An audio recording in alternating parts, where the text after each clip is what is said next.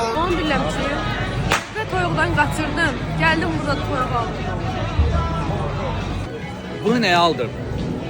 Dedim yəqin dadlı olar da. 1 qram dadı yoxdur həqiqətən. Buna pul verməyin. Məncə də. Çox iyrənc dadı var həqiqətən. Çəkdim mi şeyi çəkirəm? Bu nə daxı bunu yemirsən daha çəkdi.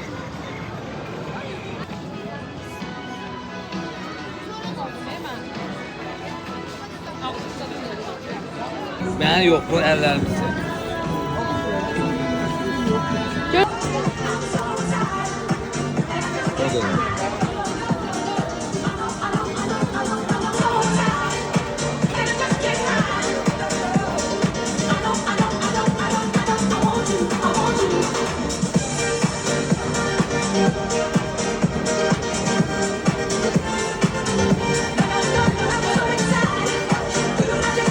Belə də acam amma gedər.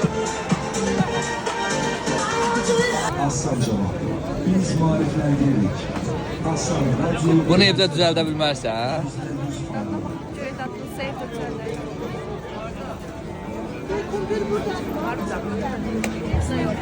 Dadı var. Tatlıdır. Al. Səncə necə tatlıdır?